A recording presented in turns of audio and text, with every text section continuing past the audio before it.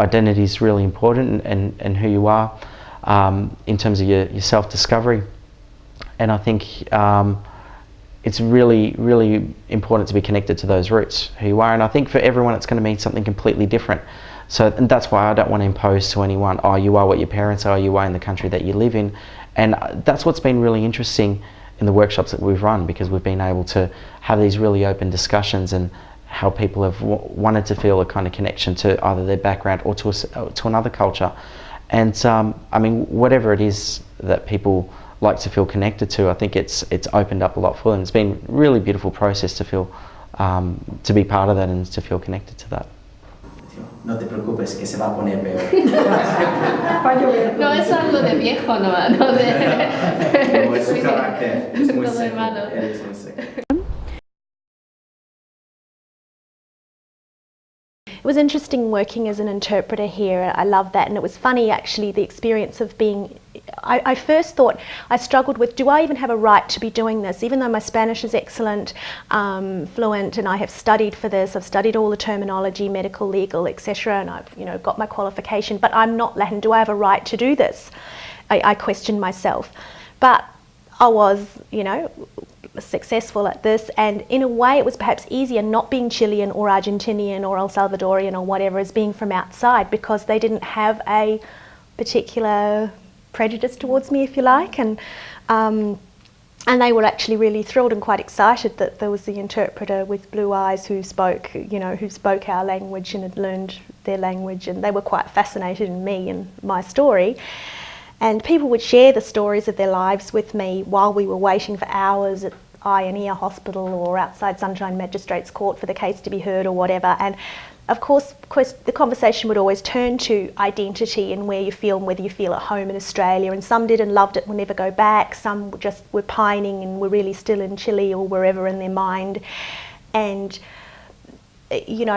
but the children were all here now, and it was too hard to go back, and some had tried to go back, and it was very interesting, and they were very interested in my story of someone who'd kind of chosen to learn their language and immerse myself in their culture. If you can, feel happy where you are, feel lucky that you are in another place, I suppose, and meeting new people. Feel lucky that you are well accepted as an originary of another country and another culture, and feel proud of that culture and try to show it as much as you can, right? And try to spread the word around. And the Mexican population here is growing slowly. We're still only a few hundred. It's nothing compared to other Latin American communities here. Only growing, but nevertheless growing. And a lot of those are having babies here, and those babies grow up, I think, very well as half and half, if the mother or father is Australian, or in some cases it's Mexican couples that are set residents here, and their kids pretty much get brought up in Spanish and as Mexican until they get to school. That's when they can absorb all that richness of all the other cultures that are around here, including obviously the local culture.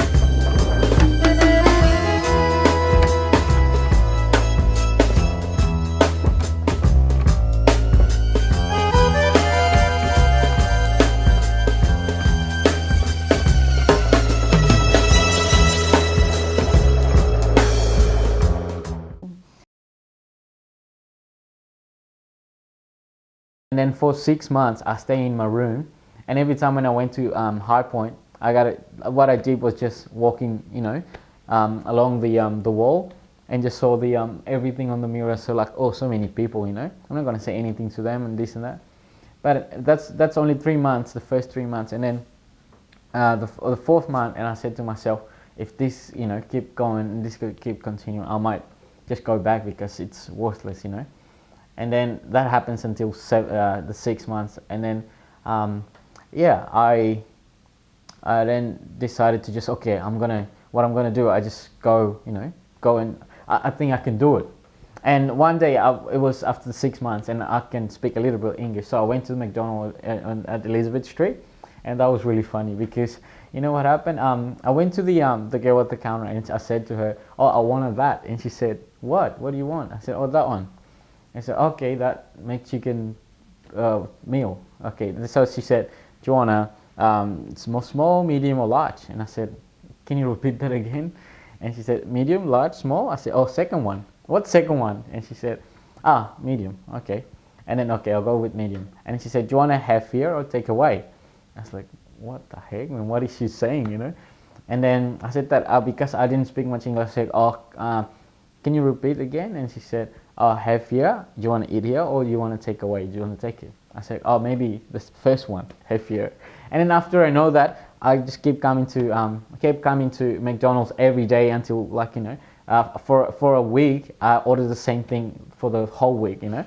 And then after I did that, and then the second week, I ordered different stuff, and then again and again and again. And after that, I could speak a little bit English started from McDonald's.